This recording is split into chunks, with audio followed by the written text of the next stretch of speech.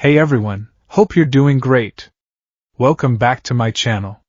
In today's video, we'll dive into what if Deku became the Herald of Galactus. Smash that subscribe button, and be sure to peek at the description below. Let's begin. The sun was a warm, familiar blanket over Muzidafu. It was a Tuesday. For Izuku Midoriya, now known to the world simply as Deku, the #1 hero, Tuesdays were usually for paperwork. A mountain of it, a Sisyphean task that made foiling a black hole generator plot seem relaxing. But today, the paperwork would have to wait. The alert had come in as a level 4 structural collapse, but his danger sense had been screaming a different tune. It wasn't the low thrum of a crumbling building, it was a high, keening shriek of imminent, catastrophic violence. He arrived in a streaking emerald blur, the very air crackling around him with the barely contained power of One for All.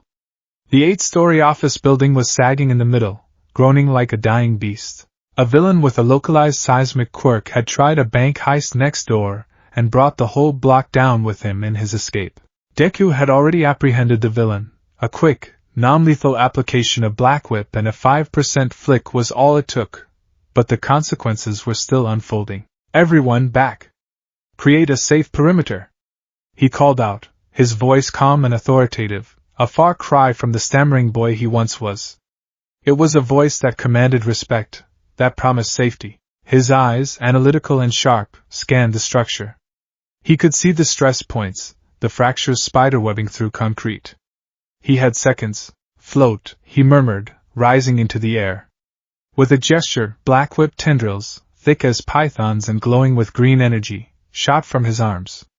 They weren't weapons now, they were a cradle. They wrapped around the entire midsection of the building, reinforcing it, taking the strain. The groaning subsided to a low grumble. Shoto! West side! Thermal reinforcement on the primary support columns. Deku commanded into his comms. On it came the clipped, cool reply. A moment later, a wave of brilliant ice, far more dense and durable than any natural formation, surged up the western wall, flash freezing the compromised concrete into a solid, stable mass. From another angle, flames of impossible heat lanced out, welding steel beams that had been bent and twisted. Achiko, I need a 0G lift on the eastern debris field. There are 3 civilians trapped under that concrete slab. I'm on it, Deku. Uraraka's cheerful voice was a balm of reassurance. This was the symphony of modern heroism. Coordinated. Efficient. Overwhelmingly powerful. He, Shoto Todoroki, and Achiko Uraraka, part of the new Big Three, worked in seamless concert. Within 10 minutes, the building was stabilized, the civilians were evacuated, and the situation was under control. As Deku landed, a small girl with pigtails and a tear-streaked face ran up to him, clutching a battered All Might action figure. You saved my mommy! She squeaked. Deku knelt, his signature, brilliant smile lighting up his face.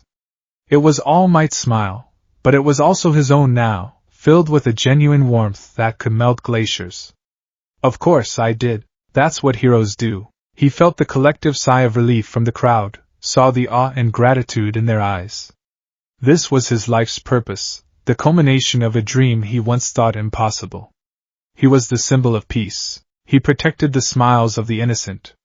It was a simple, absolute truth that defined his existence. He had no way of knowing that in less than an hour, the very concept of simple truth would be rendered meaningless. It began not with a sound, but with its absence. A profound, unnatural silence fell over the city. The birds stopped singing. The distant traffic hum vanished. It was as if the world was holding its breath. Then, the sky directly above the city center began to tear. It wasn't a crack. It was a smooth, silent incision in the fabric of reality. The blue peeled back to reveal a swirling vortex of impossible colors, a nauseating kaleidoscope of cosmic chaos. From this wound in the sky, a figure descended. He was humanoid, sculpted from a substance that resembled liquid chrome, his form flowing and shifting with an unnerving grace. He stood upon a silver surfboard that hovered effortlessly, leaving no trail, making no sound. His body was a monument to anatomical perfection, devoid of any discernible armor or weapon, yet he radiated more menace than 1,000 Noma. His eyes were the most terrifying part, 2 points of cold, white light, like dying stars that had seen the universe born and cared for none of it. This was Xylos the Flenser, and he had come to prepare the table. Pro-heroes converged instantly. Endeavor, Hawk's best genist, the old guard and the new, arrived to face the silent intruder. Identify yourself. You are in violation of Japanese airspace and parahuman entry protocols. Endeavor boomed, his body wreathed in a roaring inferno. Xylos did not speak. He simply raised a hand. The air in front of Endeavor's flame jet condensed, solidified, and became a perfect, transparent wall. The hell flames slammed into it, and was simply absorbed, snuffed out. Endeavor's eyes widened in disbelief. Hawks sent a storm of razor-sharp feathers, each moving at supersonic speeds. Xylos didn't even look. The feathers stopped dead in the air a few feet from his body, held by an invisible force, before clattering uselessly to the ground. It wasn't a fight. It was a demonstration. Deku, having seen the tear in reality from across the city, was already in motion. Fajin. 100%, he muttered, the world becoming a green-tinted streak. He moved faster than sound, faster than sight. As he arrived, he saw Katsuki Bakugo, the number 2 hero Dynamite, launching himself into the air. AP shot, armored piercer. Bakugo roared, focusing his explosion into a single, devastating beam of kinetic force. It was a blast that could core a mountain. Xylos turned his head slightly. He reached out and caught the blast in his open palm. The apocalyptic detonation, the sound and fury, was contained entirely within his grasp. He closed his fingers, and the explosion vanished. Then, with a flick of his wrist, a wave of pure concussive force, 100 times more powerful than Bakugo's attack, erupted from his hand.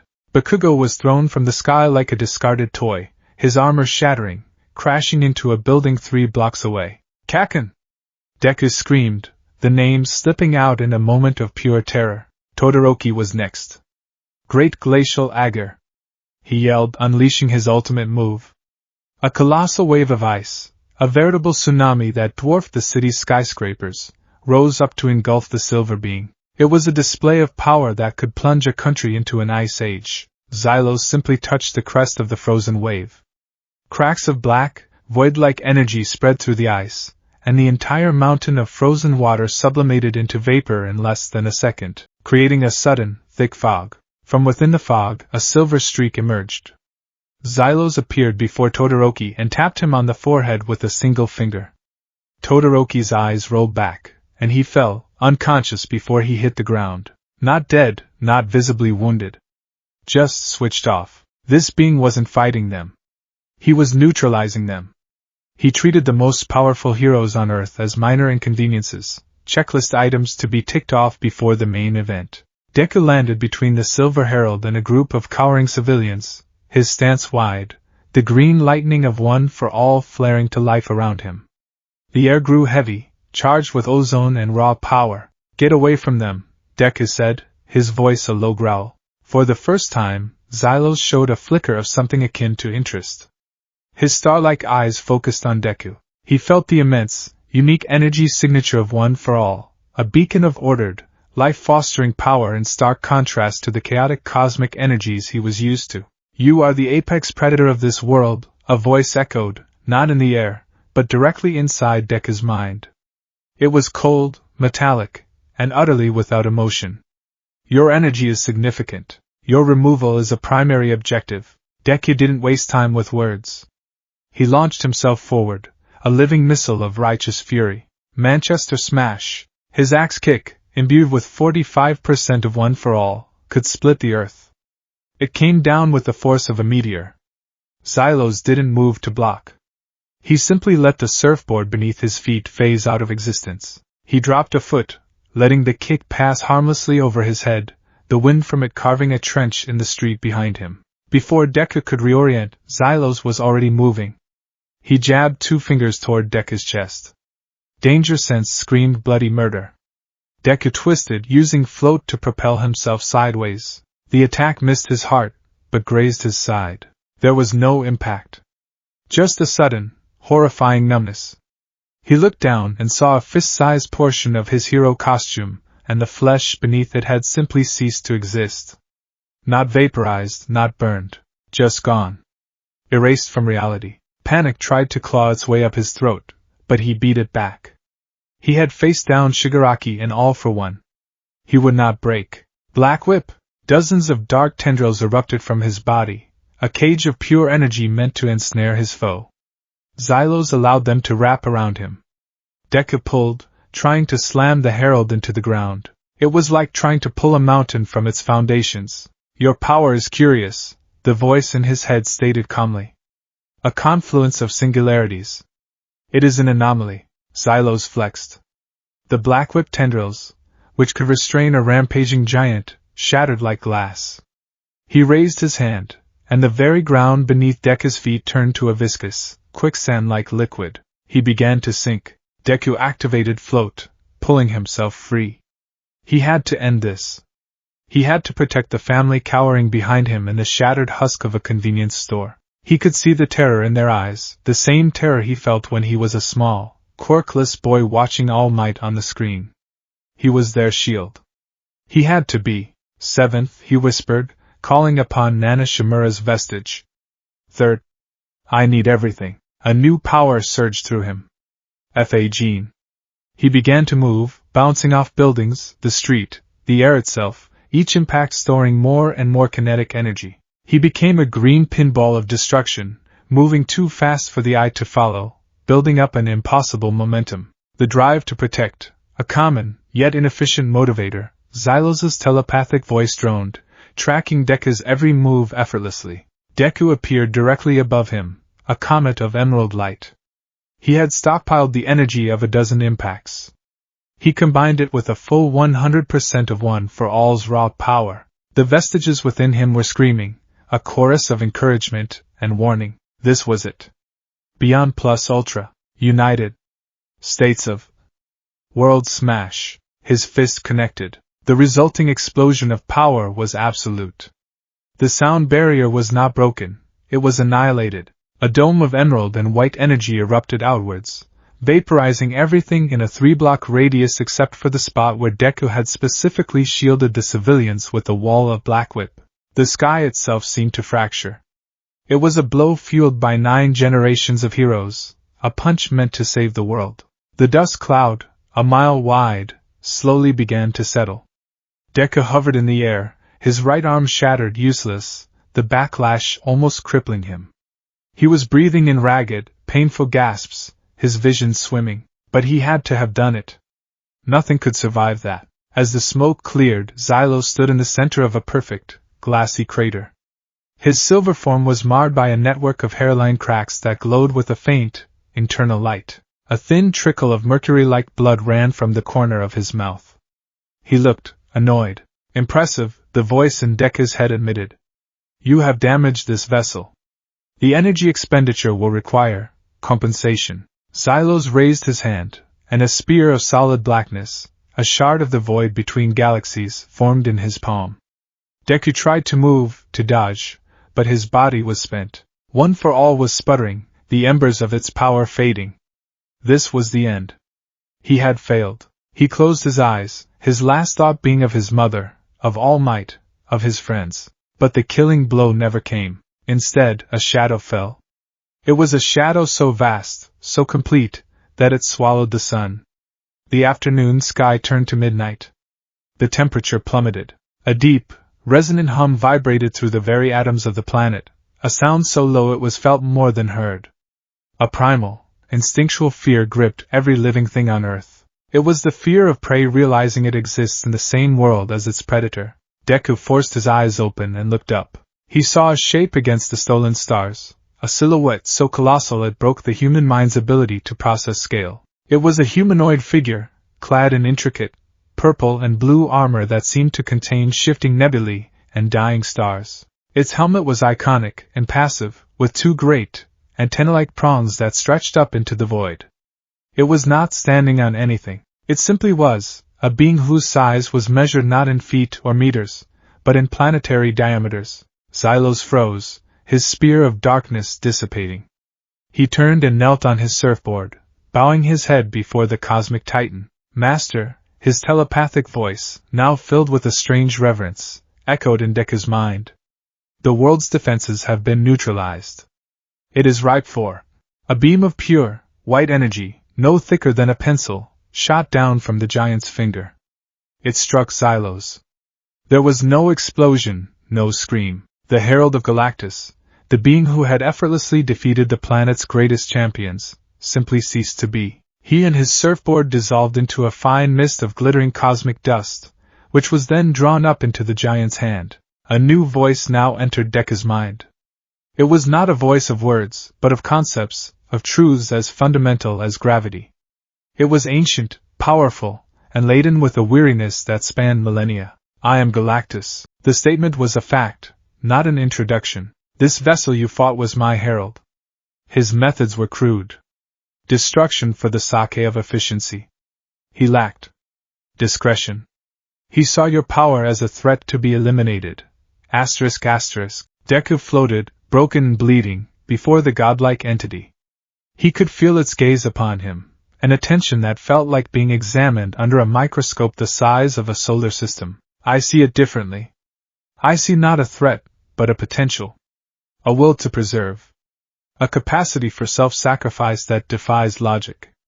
You fought not for glory, nor for dominance, but for the frail lives behind you. You expended all of your power, knowing it was futile, on the slim chance of protecting them. Images flooded Deku's mind unbidden. He saw galaxies being born in fiery explosions.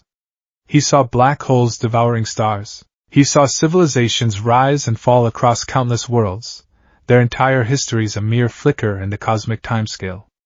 And through it all, he felt a single, driving impulse, a hunger, a vast, unending, all-consuming hunger. I am a fundamental force of the universe. As gravity pulls, as stars burn, I must consume. It is not malice. It is my nature. It is a cosmic necessity for the balance of all things. This world is rich in the life-giving energy I require. The implication was clear, and it was a death sentence. Deku's heart, already strained, felt like it was about to burst. He had just survived a hopeless battle only to face annihilation on a planetary scale. He thought of everything he had fought for. The sports festival. Kamino Ward. The paranormal liberation war. All of it, every sacrifice, every drop of blood and sweat, was for this world. For its people. But I am not unreasonable. The voice of Galactus cut through his despair. The universe is vast, and my hunger is selective. I have no desire to consume worlds of such spirit, such potential. It is an inefficient use of a valuable resource. Deku stared, uncomprehending. What was this being saying? I offer you a choice, Izuku Midoriya. The use of his name was a shock that jolted him more than any physical blow. Galactus had not just seen his power, he had seen him. Your planet can serve the balance now. Its energy will sate me for a time, and the universe will continue. Or, Yotsan serve me. Become my new herald. Seek out worlds for me. Worlds without sentient life. Worlds that are barren, or dying, or on the verge of self-annihilation. Find me the empty and the unworthy, and I will feed upon them instead. The offer settled in Deku's soul like a block of ice. It was a choice that was no choice at all. A devil's bargain on a scale he could never have imagined. Serve me, and your Earth will be spared. Not only spared, but placed under my protection. No cosmic threat will dare touch it, lest they incur my wrath. You will save not only your planet, but countless other civilizations you deem worthy of life. All you must do is guide me to those that are not. Deku looked down. From this height, he could see the curvature of the earth.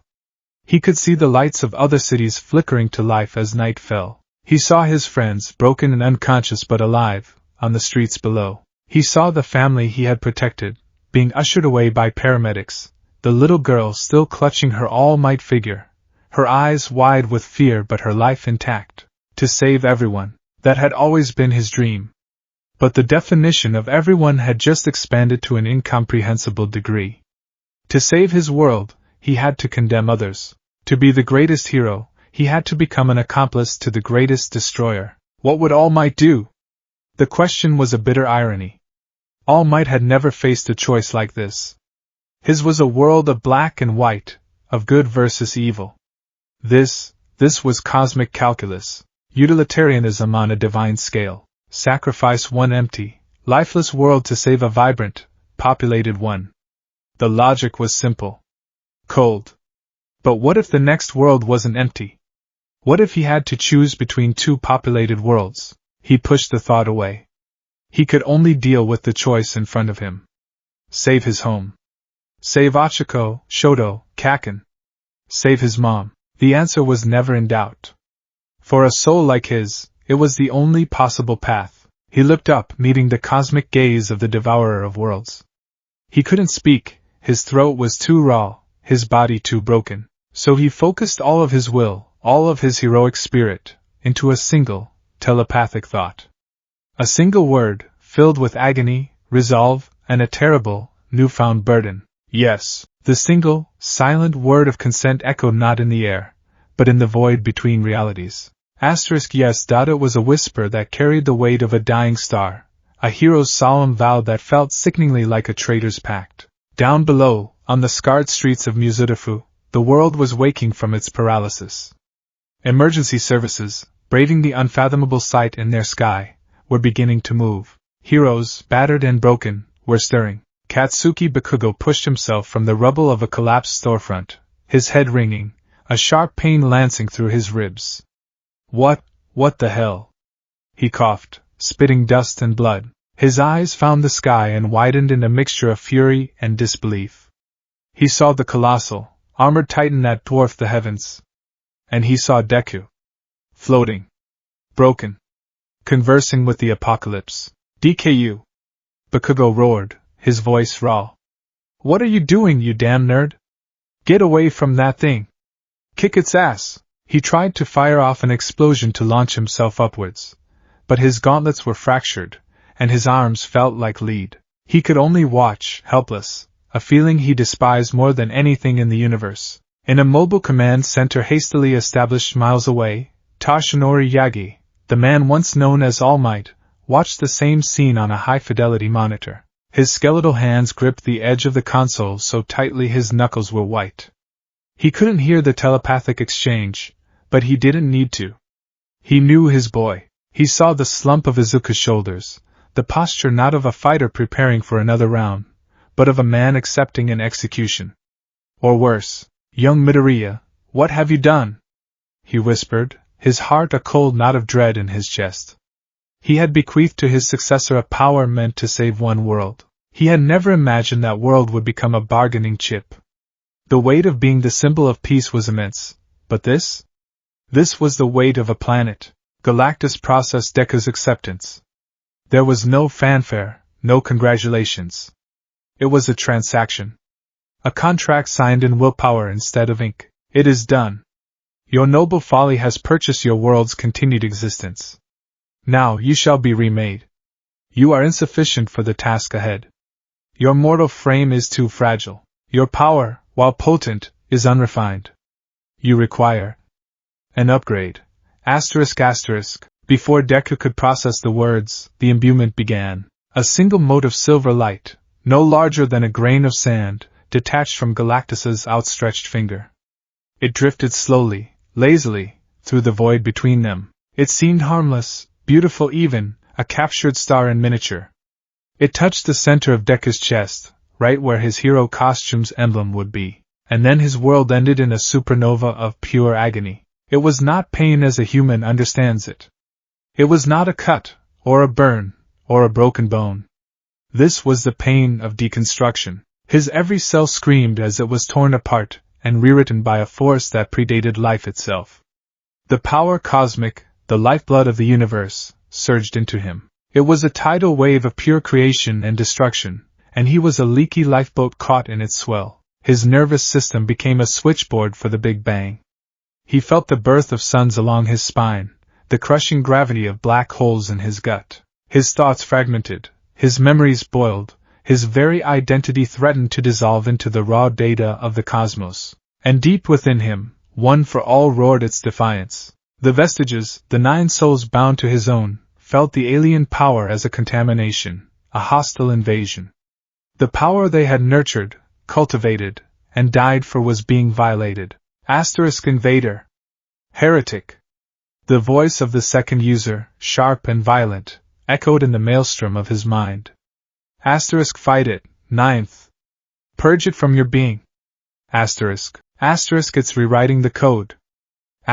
Cried the third, his voice laced with pragmatic terror. It's unmaking us.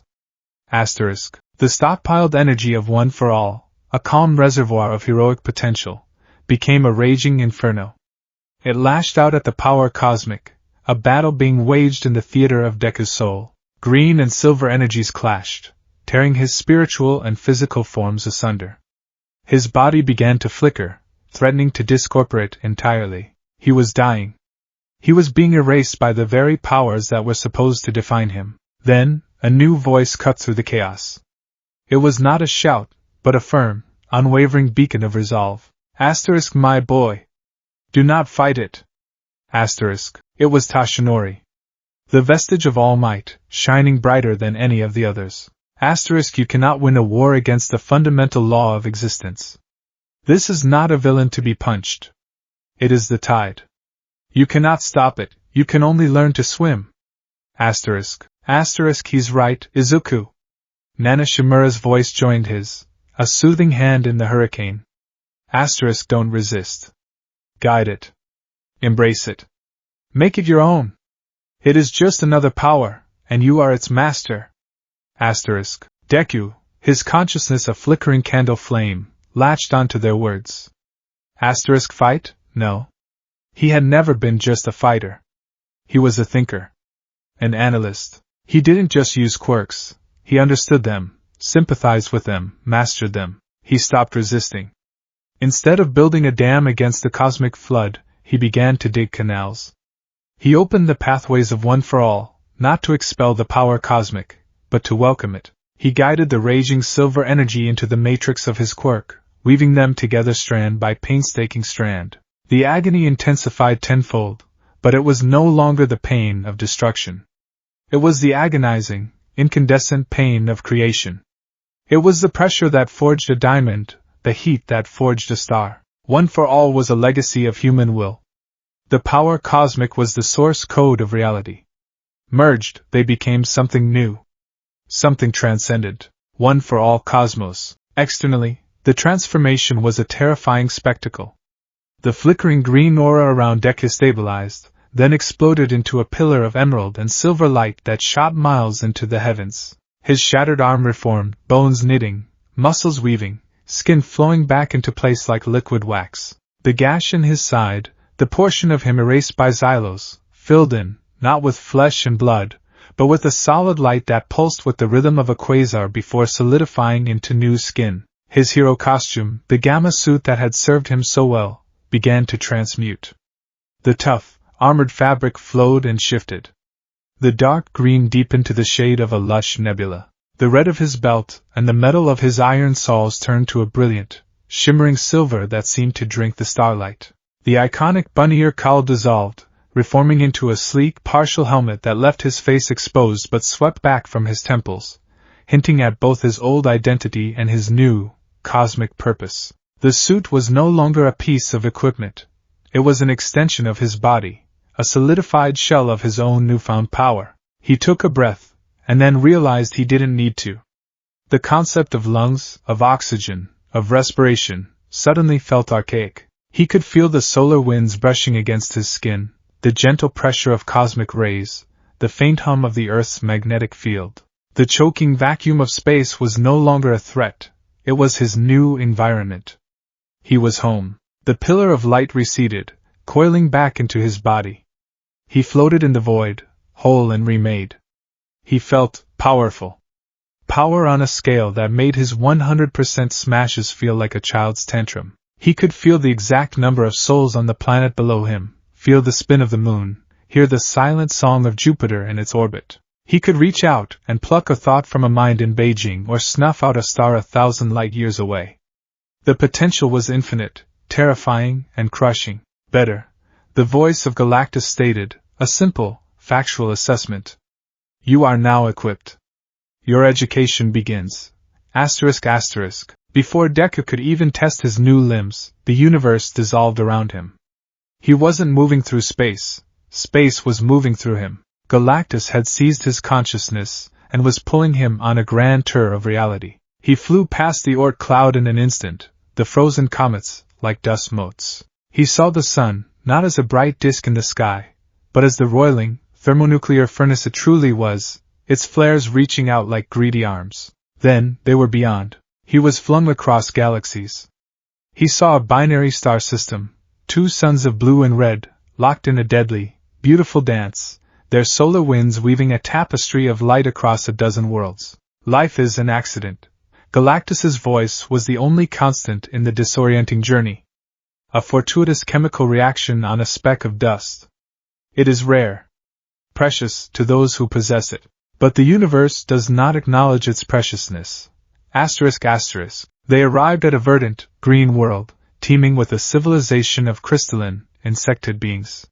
He watched, horrified, as their star, ancient and bloated, went supernova. In a silent, brilliant flash, a billion years of evolution, of art, of history he could never know, was wiped from existence. 1,000 years later, from the nebula of its death, a new star and new worlds would be born. Death is not an end. It is a conversion of matter and energy. A transformation. I am simply a more direct agent of that transformation. He was shown a dead galaxy, a graveyard of cold, dark stars, where entropy had won its final victory. The silence here was absolute, a chilling glimpse of the universe's ultimate fate. Balance must be maintained. Too much creation, and the universe chokes on its own mass. Too much destruction, and it expands into a cold, empty nothingness. I exist on the fulcrum. My hunger is the counterweight to the insistent, reckless spark of life. It is not cruelty. It is arithmetic. The journey ended as abruptly as it began. He was back in orbit above Earth, the cosmic classroom dismissed. The lesson was simple, brutal, and clear. His sentiment, his heroic ideals, his belief in the intrinsic value of every single life, were statistically insignificant. In the face of cosmic mechanics, they were a rounding error. Deku's mind reeled. He had just witnessed the casual death of a world, presented as a mundane fact. Yet, within him, the vestiges of one for all burned with defiance. He's wrong, All Might's vestige asserted, his voice a bedrock of conviction in Izuku's soul. A single life is never a rounding error. That is the belief that separates us from monsters. Do not forget that, my boy. Do not ever forget that. Deku's resolve hardened. He would not become a cold, calculating machine. He would not sacrifice his humanity. He would accept this role, but he would do it his way. He would be the Herald of Galactus, but he would also be Deku, the hero who saves people. He would find a way to do both. He had to. Your tutelage is complete for now. Your first task awaits. Galactus's voice brought him back to the present. My hunger grows. Find me a world. One rich in energy. One without the complication of sentiment. The command was absolute. An energy signature, a set of coordinates light years away, was imprinted directly into Deku's mind. He now knew where to go. He turned, his new form catching the light of the distant sun. Below him lay his home. His Earth. It looked so small, so fragile. A beautiful blue marble, wrapped in a thin, delicate veil of atmosphere. He could see the continents, the swirl of clouds, the pinpricks of light that were his cities. His home. His gaze found Japan. He focused, his cosmic senses zooming in with impossible clarity. He saw the command center. He saw the monitors. And he saw Toshinori Yagi staring at a screen that showed a perfect, high-resolution image of him, floating in the void. Their eyes met across the gulf of miles and circumstance. Toshinori saw his successor, transformed into a celestial being, an alien knight in green and silver. He saw the power radiating from him, power that dwarfed anything All Might had ever wielded. But beneath that cosmic sheen, he saw Izuku's eyes. They were still his boy's eyes, filled with an ancient sorrow, a terrible resolve, and a desperate, unspoken plea for forgiveness. A single, hot tear traced a path down Toshinori's gaunt cheek. He raised a trembling hand and pressed it to the screen, a father reaching for a son he could never touch again. Deku saw the gesture. He felt the wave of love, pride, and utter heartbreak that emanated from his mentor. He wanted to scream, to cry, to fly down, and tell them all that it was okay, that he had a plan, but he couldn't. He had made his choice. This was his burden to bear, alone. He cast his senses out one last time, a farewell tour of the people he loved. He felt the explosive, frustrated grief radiating from Bakugo, who was now on his feet, screaming unheard curses at the sky. He felt the cold, sharp shock from Todoroki, and the warm, flooding despair from Uraraka, who was on her knees, tears streaming down her face. He felt his mother, miles away, suddenly overcome with a nameless dread, her hand flying to her heart. He absorbed it all, every pang of their pain, and locked it away in his heart. It would be his fuel. His reminder of what he was fighting for. With a final, sorrowful look at the blue planet, he willed his transport into existence. Particles of silver light, drawn from the cosmos around him, coalesced at his feet. They swirled and hardened, forming a sleek, elegant surfboard made of solidified starlight. It hummed with a quiet power, an extension of his own will. He settled onto it, the surface molding perfectly to his stance. It felt natural, intuitive. A key made to fit the lock of the universe. He gave Earth one last, lingering glance. "Goodbye," he whispered, the soundless word absorbed by the vacuum. "I promise. I'll save you all." Then, with a thought, he was gone. He didn't accelerate. He simply ceased to be in Earth's orbit and began to be somewhere else, streaking across the solar system at a speed that made light seem sluggish. He left behind a planet saved, but a world of heroes whose greatest champion had just vanished into the stars, becoming something they could no longer understand, in service to a power they could never hope to fight. The silence he left in his wake was more deafening than any explosion. Earth was safe, but its symbol of peace was gone, and a new, cosmic watch had just begun. The transition was not one of movement, but of replacement. One moment, he was bathed in the familiar, gentle light of soul, the blue and white swirl of his home, a painful, beautiful memory seared into his soul. The next, he was somewhere else entirely, plunged into a darkness so profound it felt like a physical substance. The sun was now just another brilliant pinprick in an infinite tapestry of them, indistinguishable from a billion others. His first breath in this new life was a phantom instinct, a useless gesture that sent a jolt of panic through his system before he remembered. He didn't need it. The void was his air now. The lack of pressure didn't rupture his non-existent blood vessels. The absolute zero didn't freeze his tissues. He was a self-contained ecosystem, a law of physics unto himself. The silence was the second shock. On Earth, even in the quietest moments, there was sound. The whisper of wind, the hum of electricity, the beat of your own heart. Here, there was nothing, a perfect, crushing null. But it wasn't silent to him. His new senses, a gift and a curse from the power cosmic, were coming online, and they were overwhelming. He didn't just see the stars. He saw them in every spectrum. He saw the shimmering ultraviolet halos of young, hot-headed blue giants, the deep, smoldering infrared of dying red dwarfs. He could see the skeletal remains of a supernova from 1,000,000 years ago, a ghostly web of gamma radiation still expanding through space. And he could hear. Not with ears, but with his entire being. He could hear the universe's secret symphony. A nearby pulsar was a perfect, rhythmic drumbeat, a cosmic metronome keeping a time that dwarfed human history. He could hear the slow, bass note groan of a nebula collapsing under its own gravity, a stellar nursery singing a lullaby of creation. And beneath it all, a constant, low hum, like the C-sharp of a cello string infinitely long, the sound of space-time itself, vibrating with the echoes of the Big Bang. It was too much. Too vast. Too alien. He was a boy from Muzidifu who had dreamed of being like All Might. Now he was a demigod adrift in an ocean of everything, tasked with finding a victim for his divine executioner. The sheer, mind-breaking scale of it all threatened to swallow him whole. He squeezed his eyes shut, a useless human gesture against the cosmic sensory assault. He gripped the edges of his silver board, his knuckles white, even though his grip was purely an act of will. He needed an anchor. A focal point. Focus, 9th. A sharp, disciplined voice echoed in the cavern of his mind. It was the second user, his tone as unforgiving as the era he'd lived in. Panic is a liability. You have a mission. Execute it. Deku opened his eyes, the starfield still dizzying. He forced himself to parse the flood of information, his analytical mind, now supercharged, beginning to categorize and filter.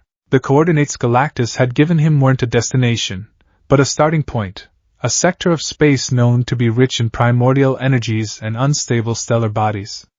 A cosmic larder. He pushed a thought, an intention, into the board beneath him. Forward, the universe smeared into lines of light. He wasn't flying so much as pulling his destination towards him. He passed through a glittering asteroid field, the rocks ranging in size from pebbles to mountains.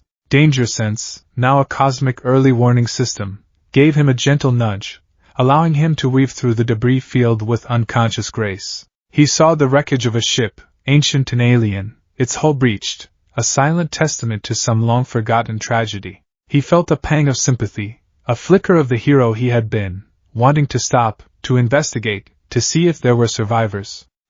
Keep moving, the third user's pragmatic voice cut in. Their fate was sealed centuries ago. Ours is being decided now. Every second you waste, the hunger grows. He gritted his teeth and pushed onward, the ghost ship receding in his wake. The guilt was already starting, a small, cold stone in his gut. He was already learning to ignore cries for help. His search began in earnest. The power cosmic allowed him to taste the energy of a planet from light years away. He could feel the thrum of a molten core, the chemical signature of an atmosphere, the faint, almost imperceptible whisper of biological life. It was this last signal he had to avoid. He became a celestial bloodhound, sniffing out the scent of life and turning away. He passed a world of stunning beauty, a planet of crystalline forests that chimed in the solar winds of its twin suns. A faint, collective psychic hum rose from its surface. Life. Not sentient, not intelligent in a way he could comprehend, but life nonetheless. He recoiled as if burned and fled the system. He found another, a water world where vast, continent-sized leviathans swam in the phosphorescent depths. Their slow, mournful songs echoed in the planet's magnetic field, songs of hunts and births and eons-long migrations. Life. He turned away, the beautiful, sad music haunting him. Each time he found life, the third user would mutter with grim logic, that would have been a suitable source. Efficient. And each time, Nana Shimura's voice would rise to meet him. He made a promise. Third. He is not a monster. He's a hero. He is a herald, the second corrected, his voice like chipping stone. The roles are incompatible. He must learn the difference between what he wants to do and what he must do. The debate raged within him, a parliament of ghosts arguing over the fate of his soul. Stop it, Izuku whispered into the void, his own voice sounding thin and strange. Just stop. He needed to be alone with his thoughts, but he never would be again. He was a vessel for 9 souls, and now, for a power as old as time. It was Yoichi Shigaraki, the first, who finally brought a fragile peace to the inner turmoil. His voice was quieter than the others, imbued with a deep, resonating sadness. They are all right, Izuku. The second and third speak a hard truth you must now face. Nana speaks of the truth you must never lose. This is your burden. You must walk a path between the necessary and the noble. Find a way to serve your purpose without sacrificing your principles. That is the true test of a hero. His words were a balm. He wasn't asking Izuku to choose a side in the debate, but to synthesize them. To find a third way. To be Deku, even here. And then there was All Might. The vestige of his mentor had been largely silent, observing, letting Izuku process. But as his successor's resolve began to waver under the strain, Tashinori's voice finally boomed in his mind, full of that unshakable, brilliant hope. Young Midoriya, Remember what I told you when you first inherited One for All? You have to make it your own. This is no different. This power cosmic, it is just another quirk, a terrifying, world-breaking quirk, to be sure. But you have faced those before. You analyzed them, you understood them, and you overcame them. Do the same here. Analyze the problem. The problem is not Galactus. The problem is his hunger. You are not just his servant. You are the first person in the history of the universe in a position to truly understand it. Find him a meal for today, but as you do learn, study. Find a better way for tomorrow. This is your new heroism. Go beyond. Plus ultra. Asterisk. All Might's booming optimism, even as a spiritual echo, was infectious. The despair didn't vanish, but it was forced to retreat. He had a mission, yes, but he also had a purpose beyond it. He wasn't just a guide to damnation. He was a researcher. A pioneer. The first Herald of Galactus to ever consider a cure. With this renewed, impossible goal burning in his chest, the task at hand seemed bearable. He pushed forward with new determination, his senses scanning the cosmos not just for a target, but for clues, for anomalies, for anything that deviated from the brutal norm. Days bled into a timeless, stardusted blur. He flew through cosmic structures that defied description. He saw a stellar nursery where protostars ignited like fireflies in a dark meadow. He skirted the edge of a black hole's event horizon, feeling the terrifying, irresistible pull of its gravity on his very essence, watching as it greedily siphoned light and matter from its accretion disk. He witnessed two galaxies colliding in a slow, majestic dance of destruction and creation that spanned 1,000,000 years, their spiral arms passing through each other like ghosts, triggering bursts of new star formation. He was beginning to acclimate. The sensory overload was subsiding into a constant, manageable stream of data. The awe was still there, but it was now tempered with an academic focus. He was no longer just a tourist in God's country. He was a surveyor, mapping its dangers and its resources. It was in the Hyades star cluster that he found it. His cosmic senses picked up an anomaly, a planet that was screaming in the language of physics. It wasn't the gentle hum of a stable world or the whisper of life. This was a shriek of gravitational stress, a roar of thermonuclear fusion fighting a losing battle, a dissonant chord in the universal symphony. He altered his course, the silver board leaving a faint, ethereal trail. As he drew closer, the planet resolved into view, and he gasped. It was a gas giant, a monster of a world that made Jupiter look like a child's marble. It was easily 10 times the mass, a failed star caught in the twilight between planethood and stellar ignition. He christened it Typhon's Breath. The planet was breathtakingly beautiful in its violence. Its atmosphere was a chaotic masterpiece of color, a swirling canvas of deep indigos, toxic greens, and fiery oranges. Storms the size of Earth raged across its surface, their lightning discharges creating flickering patterns that could be seen from millions of miles away. A faint, shimmering ring system, composed of ice and shattered moonlets, encircled the behemoth like a fragile crown. But it was dying. Its sheer mass was its own executioner. The gravitational pressure at its core was immense, triggering sporadic, uncontrolled bursts of nuclear fusion. The planet was literally tearing itself apart from the inside out. It shuddered and pulsed, great waves of energy and plasma venting from its polar regions. It was a pressure cooker without a release valve, a bomb that had been ticking for millennia and was now in its final seconds. Deku flew closer, his senses analyzing the situation with cold precision. The planet's gravitational instability was already wreaking havoc on the surrounding system. The other planets in its orbit had been shattered or flung into deep space.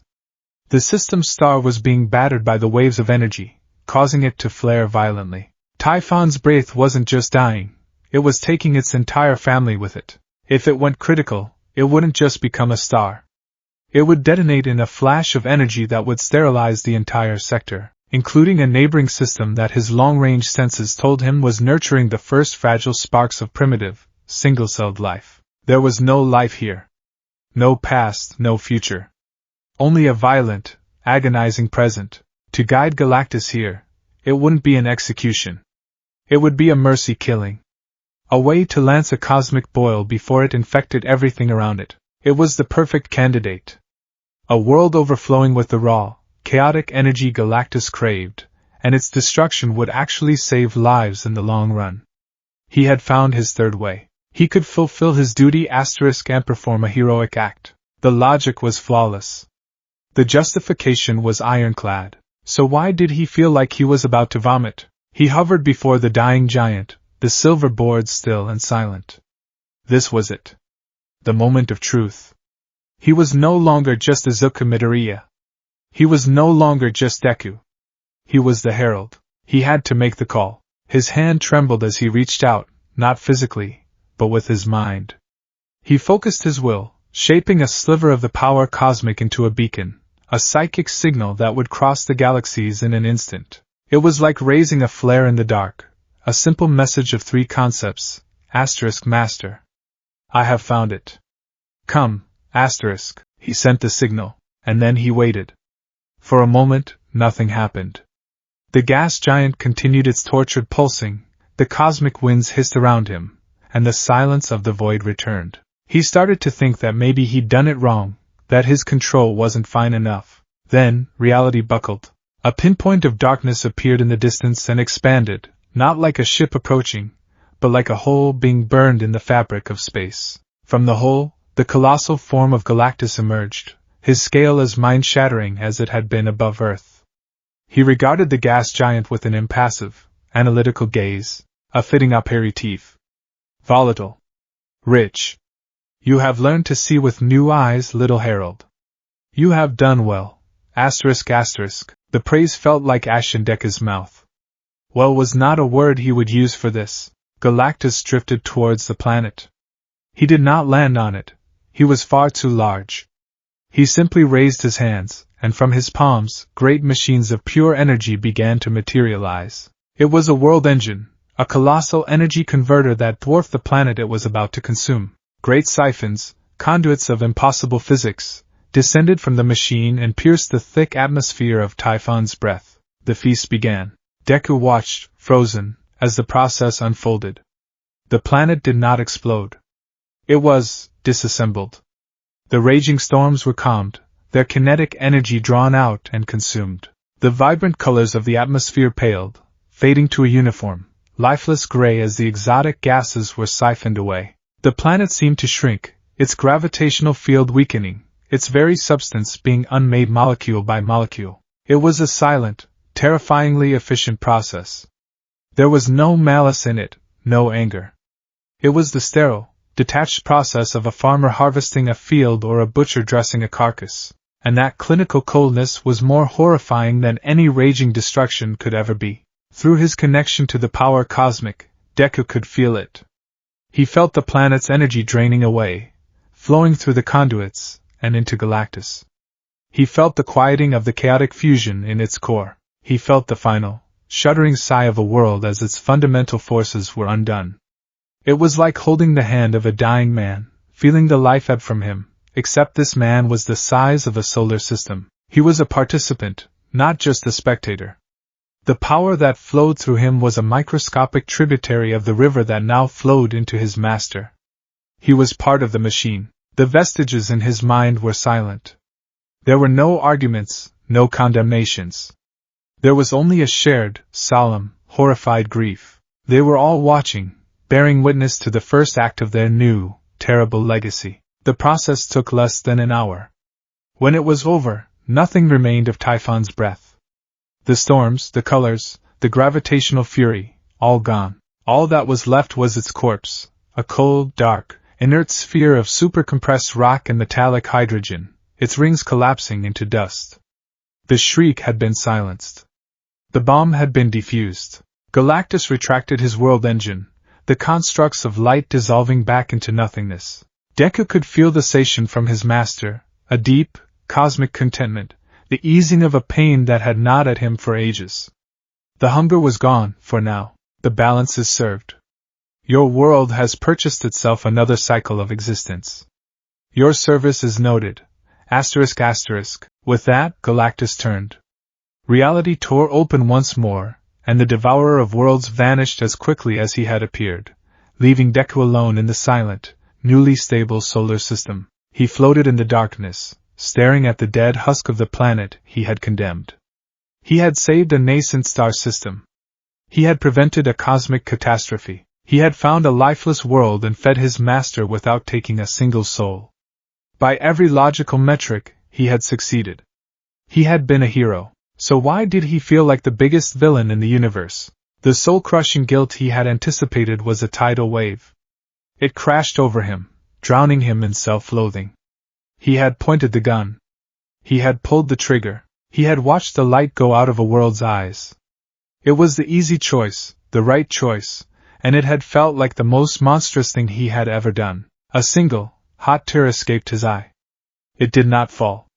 In the zero gravity, it simply hung in front of his face, a perfect, shimmering sphere that reflected the distant starlight, a tiny world of his own grief. He had saved everyone on Earth. But today, floating in the silent graveyard of a world he had helped murder, he had never felt less like a hero. He had done his job, and he was beginning to understand that his job, his very existence, was a curse. The weight of stars was a heavy thing to carry, and he feared, with a cold certainty that chilled him to his core, that this was only the beginning. Time, in the void, was a fluid, meaningless concept. Deku measured it not in days or hours, but in the slow shift of constellations and the diminishing echo of Galactus's satiation within his own being. The deep, resonant contentment that had filled his cosmic senses after the consumption of Typhon's breath had faded, first to a neutral hum, and now, to a low, insistent thrum of returning need. The hunger was a tide, and after a long, placid ebb, it was beginning to flow back in. He had spent the intervening period in a state of self-imposed exile, wandering through the empty corridors of space. He practiced with his new abilities, not with the joy of discovery he'd once felt mastering one for all, but with the grim determination of a soldier learning to use a new and terrifying weapon. He learned to manipulate matter on a subatomic level, turning a stray asteroid into a perfect, shimmering sphere of diamond, then letting it crumble back into dust. He learned to fold spacetime, creating small, temporary wormholes to cross vast distances in an instant. He communed with the vestiges, their shared consciousness becoming his only society. They debated, they strategized, they mourned, and through it all, they watched over him. One for all cosmos was a strange and volatile union. The power cosmic was a tool of ultimate creation and destruction, a paintbrush that could use the laws of physics as its palette. One for all, in contrast, was a force of pure will, a stockpiled reservoir of heroic intent. Deku found that when he tried to use them separately, the power cosmic was cold and detached, while OFA felt small and provincial against the cosmic backdrop. But when he used them together, a synergy emerged. He could imbue his cosmic creations with heroic intent. He could form a shield of solidified nebula that wasn't just a physical barrier, but a conceptual one, actively wanting to protect what was behind it. It was this strange, empathetic physics that he clung to as the last remnant of his old self. But practice was a distraction. The thrumming in his soul was growing louder, a discordant note in the universal symphony. It was time to hunt again. Find me another. Galactus's voice echoed in his mind, less a command than a simple statement of fact. It was devoid of impatience, but carried an undeniable weight of necessity. The coordinates of another energy-rich sector appeared in his mind's eye. With a heavy heart, Deku mounted his silver board and shot across the galaxy, a streak of lonely green light against the infinite black. This time, he vowed, he would be faster, more efficient. He would find another dead or dying world, another cosmic mercy killing, and get it over with. He would treat it like a grim duty, a necessary evil to protect the countless lives that flourished elsewhere. He would be the pragmatic hero the second and third users argued he needed to be. The new sector was a younger, more vibrant region of space. Nebulae of brilliant pink and blue, the birthing grounds of new stars, were splashed across the darkness like a painter's canvas. The planets here were warmer, closer to their parent stars, more likely to fall within the habitable Goldilocks zone, more likely to harbor life. A cold dread settled in Deku's stomach. He began his scan, his senses sweeping across system after system. He passed a dozen worlds that were geologically active and rich in energy, but a faint, microbial whisper emanated from each, the first stirrings of biology, the chemical precursors to life. Was that enough to condemn them? Where was the line? Did a single-celled organism have a right to exist? Yes, Nana Shimura's voice answered his unspoken question, her tone gentle but firm. Everything that strives has a right to its striving. You cannot be the arbiter of who deserves a future, he agreed. He hated that he agreed, because it made his task exponentially harder. He bypassed them all, pushing deeper into the sector, the hunger hum growing into a noticeable vibration that resonated in his bones. And then he found it. A planet that, at first glance, seemed perfect. It was a terrestrial world, slightly larger than Earth, orbiting a stable yellow star. His initial long-range scan showed no signs of technology, no atmosphere tainted by industry, no psychic emanations of sentient thought. But it was bursting with energy, a unique, powerful energy signature that made Typhon's breath seem like a dim candle in comparison. It was a dense, crystalline energy, pure and potent. Galactus would be sated for a very long time. Hope, fragile and desperate, flickered within him. This could be it. Another victimless feast. He urged the board forward, closing the distance. As he entered the planet's orbit, his detailed senses began to paint a clearer picture, and the fragile hope shattered into a million pieces. The world, which he would later name Xylos, in a moment of bitter irony for the Herald he'd replaced, was stunning. Its continents were not made of rock and soil, but of vast, semi-translucent crystal formations that caught the sunlight and fractured it into a billion rainbows. Great, silent forests of these crystals grew in intricate, geometric patterns, some reaching miles into the sky. Rivers of what looked like liquid mercury flowed between them, carving shimmering paths across the landscape. The planet's energy signature wasn't just geological, it was biological. This entire world was a single, sprawling, interconnected ecosystem. He descended through the thin, nitrogen-rich atmosphere, his heart sinking with every foot he dropped. He landed softly in a valley where the crystals grew like willow trees, their long, slender branches chiming with a faint, melodic resonance as the solar winds blew through them. He reached out and touched one.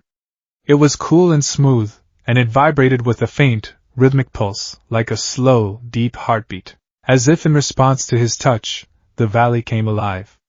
Small, multifaceted creatures, like crabs carved from amethyst, scuttled out from the crystalline undergrowth. They moved with a clear purpose, tending to the larger crystal structures, pruning away flawed growths and polishing surfaces with their own smaller crystalline limbs. In the mercury rivers, sleek, serpentine beings made of what looked like emeralds swam in graceful, synchronized patterns. High above, great, moth-like creatures with wings of gossamer quartz drifted on the thermal updrafts, their flight silent and beautiful.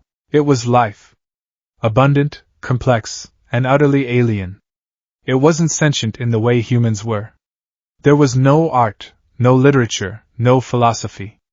There was no individuality. His psychic senses told him they were all part of a single, planetary consciousness, a hive mind that operated on instinct and symbiosis. They were like the cells of a larger organism, each performing its function for the good of the whole.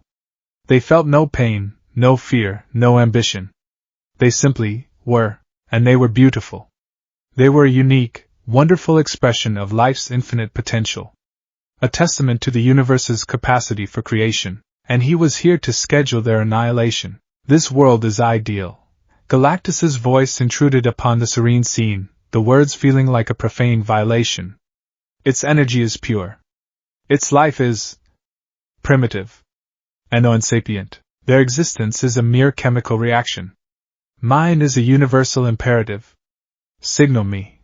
****. The finality of the command was a physical blow.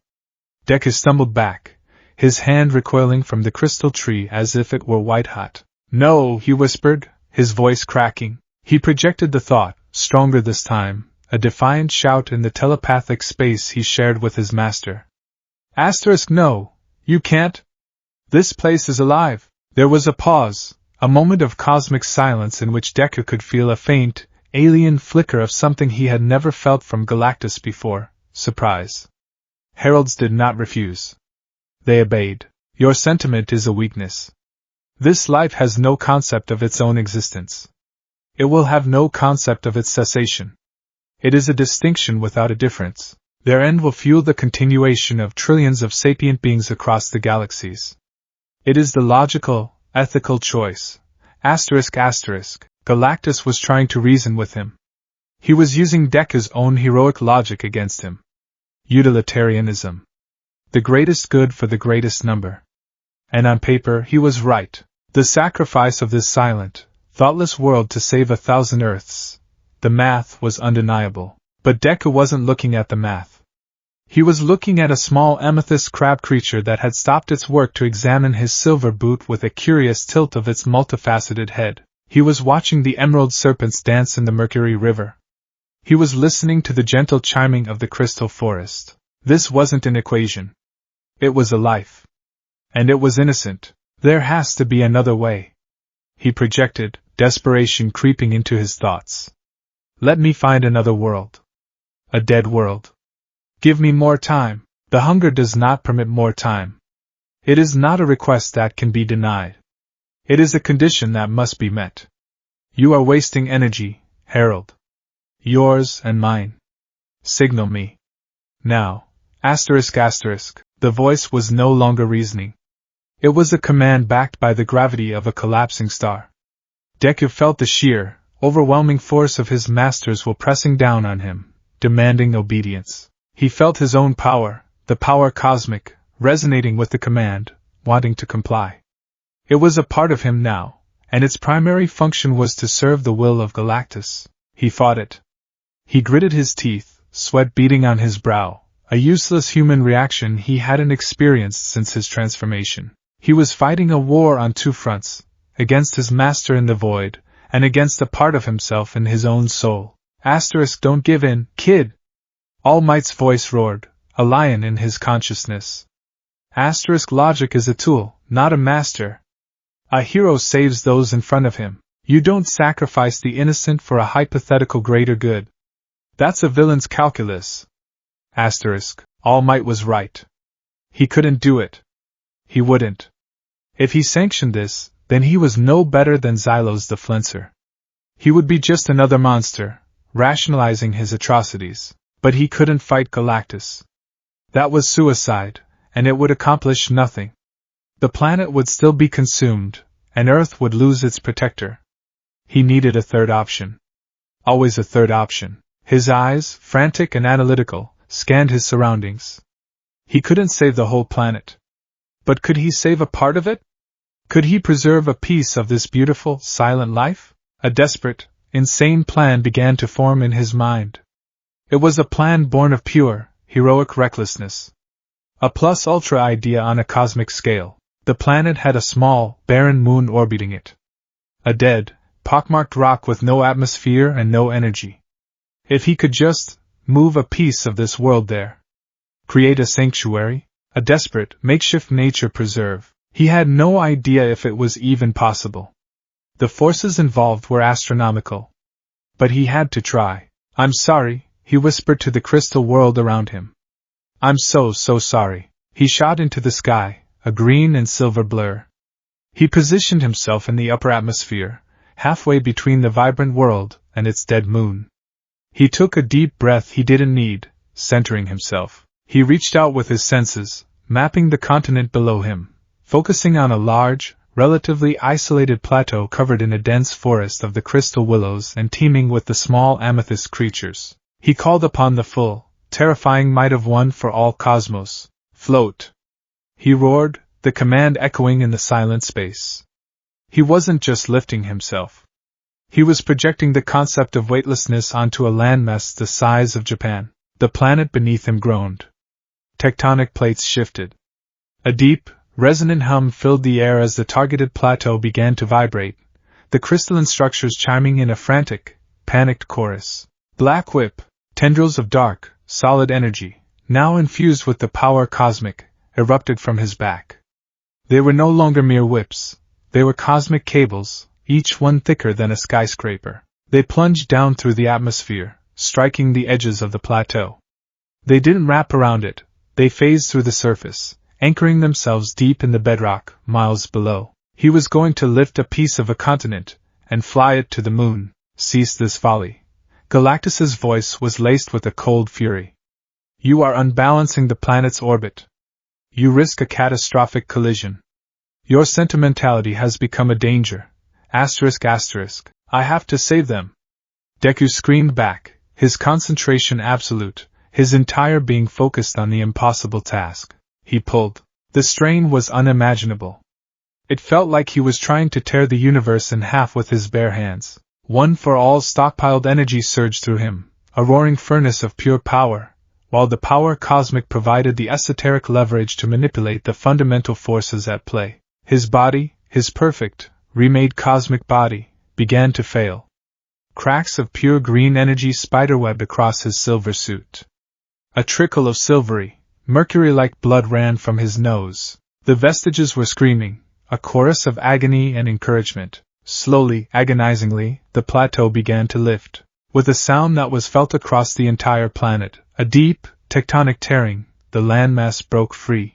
It rose from the surface of the world, a great island of crystal and light held aloft by Deku's will and his chains of darkness. It was a horrifying, beautiful sight, a chunk of a world, trailing dust and debris, ascending towards the stars. The effort was already destroying him.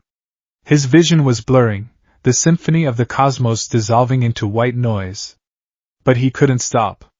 He had to get it to the moon. He turned his body, his muscles screaming under the cosmic strain, and began the slow, torturous process of pulling his precious cargo across the 60,000 miles of empty space to the barren moon. It was the hardest thing he had ever done. Harder than fighting Muscular. Harder than shattering Overhaul. Harder than battling Shigaraki. This was a fight against the very laws of physics. He could feel Galactus watching, a silent, disapproving god observing an ant trying to move a mountain. His master did not intervene. Perhaps he was curious to see if it could be done. Perhaps he knew it was futile. Deku's consciousness began to fray. He was losing himself to the power, his identity dissolving into the raw energy he was channeling. Don't you dare give up, my boy. All Might's voice was the only thing that kept him anchored. You are the symbol of peace. You save people with a smile. So smile. Even if it's the last thing you do, show them the smile of a hero. A ragged, bloody grin stretched across Deku's face. He poured the last dregs of his strength, the final embers of One for All's legacy, into one final, monumental push. With a gentle, almost imperceptible nudge, the continental island settled onto the surface of the barren moon. The landing was feather-soft, a miracle of fine control in the midst of a hurricane of raw power. For a moment, it was stable. A slice of a living world, transplanted onto a dead one. A sanctuary? He had done it. The black whip tendrils dissolved. The float effect vanished. And the moment the strain was released, Deku's body gave out completely. He fell from the sky, unconscious, his body tumbling end over end through the void. He awoke some time later. He wasn't sure if it had been seconds or centuries. He was floating in orbit, his body aching with a phantom pain he shouldn't have been able to feel. He looked down at his creation. The sanctuary was dying. Without a proper atmosphere, the delicate crystals were beginning to sublimate, turning directly from solid to gas in the harsh vacuum. The mercury rivers were freezing solid. The small amethyst creatures were motionless, their internal energy fading. He had moved the garden, but he had forgotten to bring the sun and the air. His desperate act of salvation had been nothing more than a slower, more agonizing death sentence. He had only managed to save a fraction, and that fraction was now perishing before his eyes. His grand, heroic gesture had been a total, complete failure. He turned his gaze back to the planet Xylos. Galactus was there. He had not waited.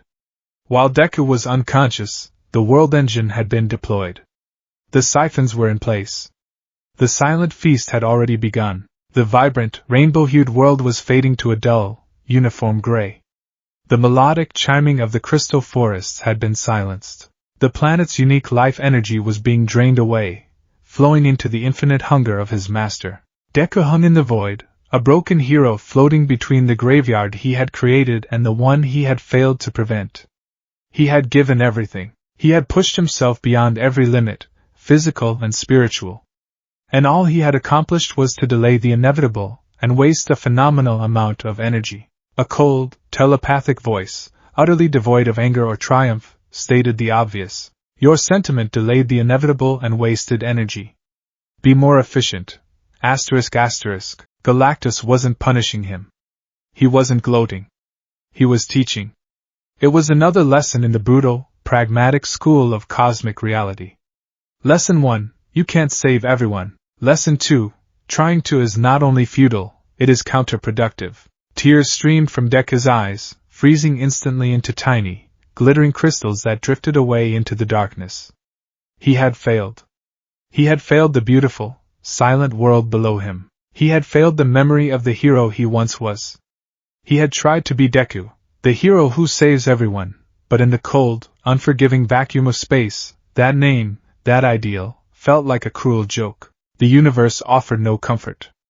Deku floated in the silent aftermath, a lone spectator in a theater of his own failure. Before him, the great, gray corpse of the planet Xylos bled its last faint traces of energy into the void, a cosmic stain where a vibrant world had once been. Behind him, the dead moon wore its transplanted continental plate like a grotesque, dying corsage.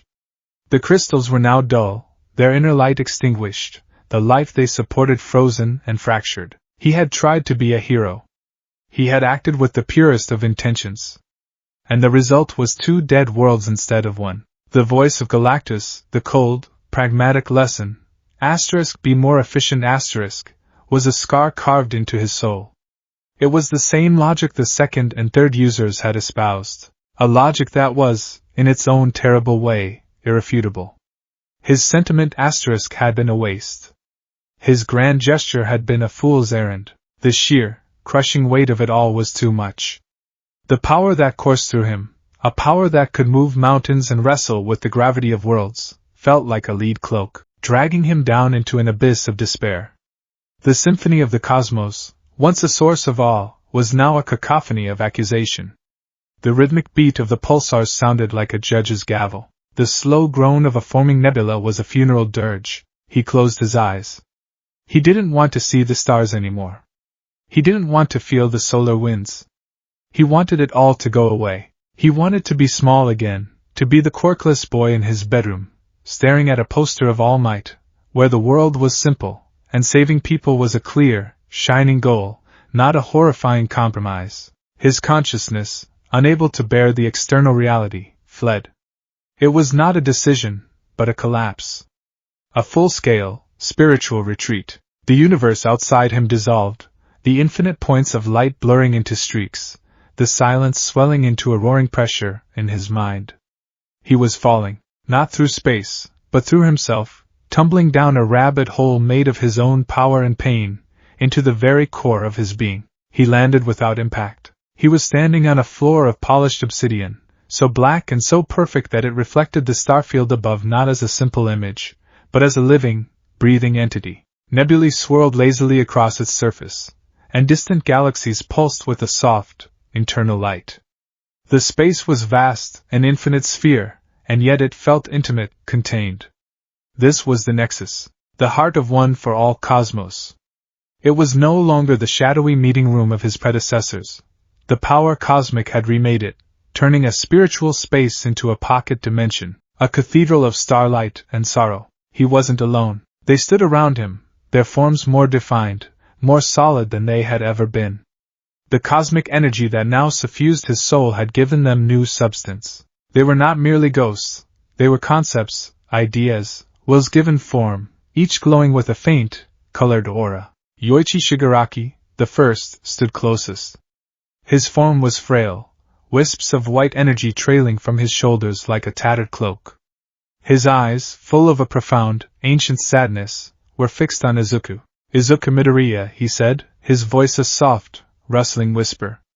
"We felt your pain. It is a terrible burden you now carry." Izuku didn't look up. He was on his knees, his head bowed, his hands clenched into fists on the obsidian floor. The reflection showed a broken hero, kneeling in a galaxy of his own making. "I failed," he choked out, the words tasting like poison. "I tried to save them, and I killed them slower. I accomplished nothing." "You accomplished a great deal," a sharp, cutting voice interjected. Izuku looked up to see the second user, his spiky hair and sharp features seemingly carved from dark matter, his arms crossed, his gaze mercilessly direct. His aura was a fierce, volatile red. Beside him stood the third, his face obscured by a swirling cowl of shadow, emanating an aura of deep, pragmatic blue. You prove that sentiment is a tactical liability, the second continued, his words like shards of ice. You wasted an astronomical amount of energy, risked your own existence, and destabilized a planetary body, all to preserve a life form with less sentience than a common houseplant. Galactus was right. It was folly. It was a noble folly, a new voice countered, warm and strong. Nana Shimura stepped forward, her mole a familiar anchor in this alien space.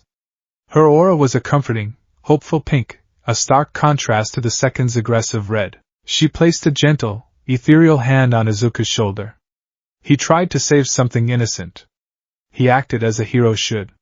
The outcome doesn't invalidate the intent.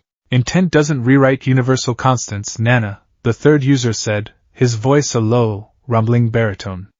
The outcome is all that matters in this new reality. The planet was going to be consumed. That was a fact. His heroic act didn't change that fact. It only added his own pain and failure to the equation. It was an indulgence, not a strategy. An indulgence?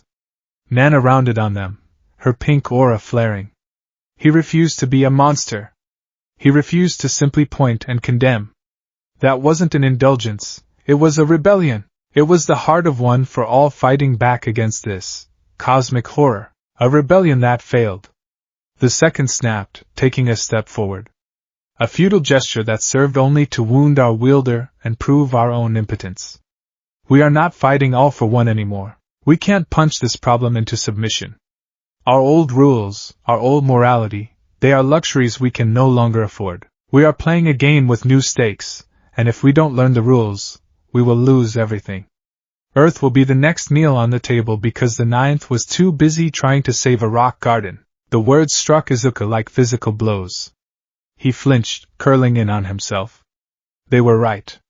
His actions had been emotional, illogical. He had put his own feelings, his own desperate need to be a hero, above the cold, hard reality of his duty. And in doing so, he had endangered the very world he had sacrificed everything to protect. You're wrong, he whispered, his voice trembling. He looked up, his eyes pleading with the pragmatic vestiges. You didn't see it. It was beautiful. It was alive. It wasn't just a rock garden. It was life. How can I be a hero if I don't protect life? What's the point of any of this if I just become a machine that makes calculations? The point, the third said, his voice softening slightly, a hint of sympathy in his pragmatism, is survival. We are in a lifeboat, ninth. A very large, planet-sized lifeboat. The being at the helm has asked you to point him towards the empty parts of the ocean. Instead, you tried to rescue a drowning seagull, almost capsizing us all. We admire the impulse. But we condemn the action, and I condemn this cold-hearted arithmetic you're spouting. Nana shot back. What happens next time? When he finds a world with creatures that are a little more advanced? Do we sacrifice them, and then a world with primitive tool users? Where do you draw the line? Once we start down this path, once we agree that some life is expendable for the greater good, we've already lost. We become the very thing we were created to fight, a power that sacrifices the weak for its own benefit. The nexus crackled with the tension between them. The starfield on the floor seemed to churn, the red and pink auras of the second and Nana pushing against each other like weather fronts. The other vestiges, Hikage, Daigoro, and remained silent, their expressions troubled. They were the chorus, their silence a testament to the impossible nature of the conflict. It was Yoichi who spoke into the stalemate, his quiet voice cutting through the anger. Perhaps you are both looking at the problem from the wrong perspective, he said, his gaze fixed on Izuku. Nana is right. We cannot sacrifice our core principles. The moment we do, one for all ceases to have meaning. It becomes just another powerful quirk, hollowed out and soulless. But the second and third are also right. We cannot apply the tactics we used against a mortal tyrant to a fundamental force of the universe. To do so is to invite annihilation. He drifted closer to Izuku, his form flickering. One for all was born of defiance, Izuku. It was a power created to say no to an absolute evil. But it was also a power of hope. It was meant to be passed on, to grow, to adapt. It has adapted through 8 generations of wielders, facing new and greater threats. Now, it has reached you.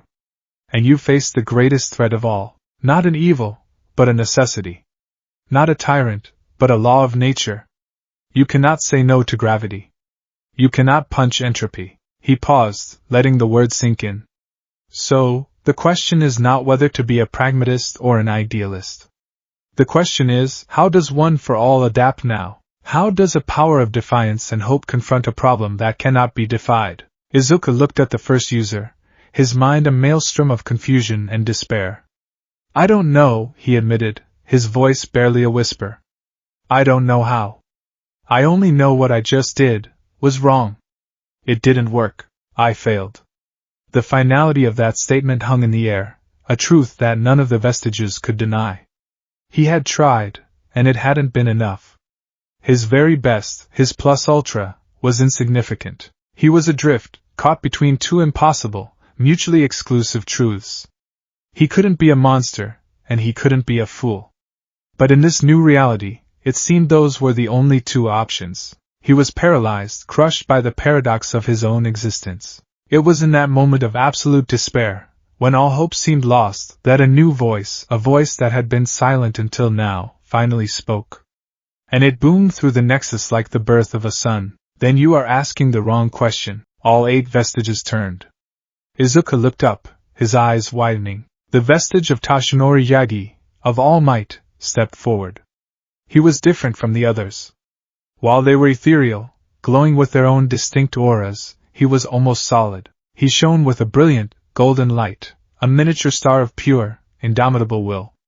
He was no longer the skeletal man, nor the muscle-bound hero. He was the concept of All Might, the idea of the symbol of peace given form. He walked to where Izuku knelt, his every step making the obsidian floor ripple with light. He looked down, not with pity, but with a fierce, unwavering pride. My boy, he began, his voice echoing with the power that had once calmed a nation. You did not fail. You ran an experiment. You tested a hypothesis. The hypothesis was, can I, as Deku, the hero, save an innocent world through a direct application of force and will? The experiment was a success. You gathered your data. The answer is no. He knelt, bringing himself face to face with his successor.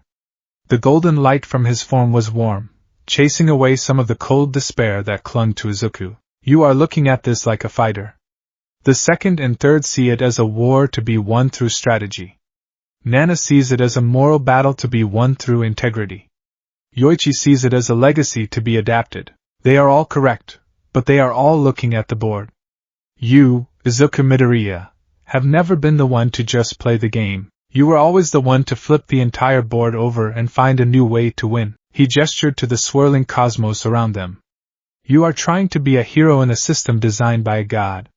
You are trying to find the good choice within a set of rules you did not create. Stop trying to win the game. Start trying to change the rules. Izuku stared, uncomprehending. Change the rules? What does that even mean? I'm his herald. My rule is to find him worlds to eat. That's the entire deal. That's the only reason Earth is still there. All Might's spectral form grinned, and it was the smile that had saved millions. Is it? Or is that just what he told you? Think, my boy. Use that brilliant, over-analytical mind of yours, the one that muttered endlessly, that deconstructed every quirk you ever saw, that found weaknesses in powers that seemed absolute. You have the greatest analytical subject in the history of existence right in front of you. Galactus himself. The other vestiges were silent now, listening with rapt attention. All Might was not just offering comfort. He was forging a new path. What is the problem here? All Might boomed, rising to his feet and beginning to pace. Is the problem that Galactus is evil? No. You have felt his mind. He is a force of nature. Is the problem that you have to find him worlds? Yes, that is the immediate problem. But what is the root problem? The source of all of this? He stopped and looked at Izuku, his golden eyes blazing. It's his hunger. His unending, cosmic hunger. That is the true villain here. That is the source of all this destruction. It is a flaw in the universe, a cosmic imbalance, a spark ignited in Izuku's mind. A tiny, flickering ember of an idea. All Might saw it, and fanned the flames. You have been given a power beyond imagination. You have access to the building blocks of reality. You have the combined wisdom and experience of 8 generations of heroes within you. And you have an analytical mind that is second to none. You are not just a scout. You are the most qualified researcher in the universe to study this condition. He pointed a finger at Izuku, a gesture so familiar it made his heart ache. Stop thinking about your next meal, and start thinking about the recipe. You analyze the energy of that gas giant. You analyze the crystalline life on that dead world. Continue. Analyze everything. Analyze the energy he consumes. Analyze the energy he expends. Analyze the nature of the hunger itself. Is it a curse? A disease? A flawed design? Can it be treated? The ember in Izuku's mind exploded into a bonfire. The despair, the guilt, the paralysis. It was all burned away in a sudden, incandescent flash of purpose. He wasn't a servant. He was a doctor. He wasn't a herald. He was a scientist. He wasn't a murderer's accomplice. He was a hero, facing the biggest, most impossible challenge of all, to cure a god. Do your duty, *. All Might's voice softened, but lost none of its power. Find him the barren, lifeless worlds he needs to survive. Be the pragmatist the second and third demand. Keep Earth safe. That is your short-term mission. But never, ever, let that be your only mission. Every world you find, every energy source you analyze is data. Every cycle of hunger is a clue. You are no longer just the herald of Galactus, the one who leads him to his meals. You will be his conscience. His regulator. And one day, his salvation. He placed a great, golden hand on Izuku's head. You once asked me if you could be a hero without a quirk. And now you ask if you can be a hero with the power of a god. The answer has always been the same, my boy. It was never about the power. It was about you. You have a hero's heart, and a hero's mind. So get up. Go out there.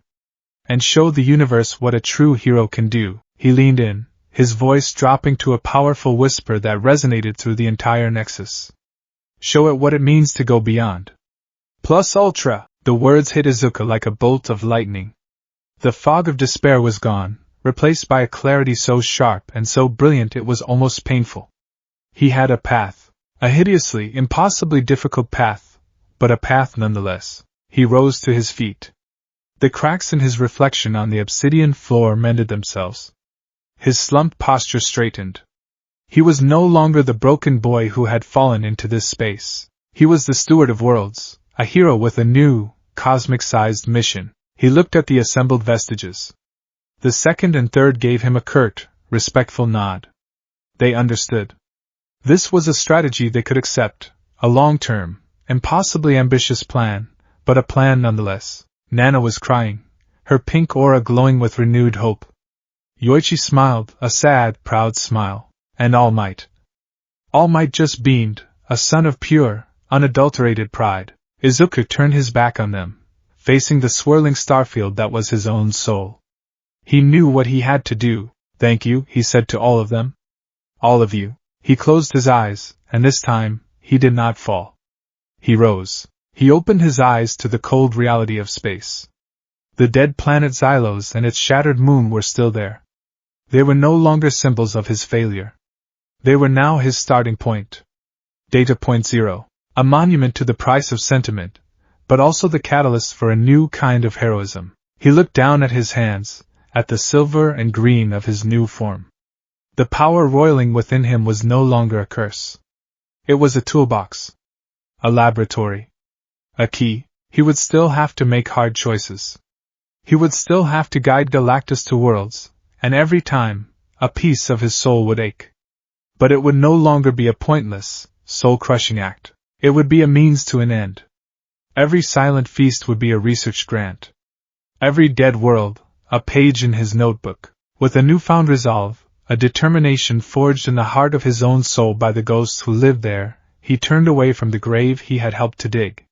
His silver board hummed to life at his feet. He had a universe to explore, not just for targets, but for answers. His watch had just begun, but for the first time since leaving Earth, he felt not like a prisoner of fate, but like a hero on a mission, and he would not fail again.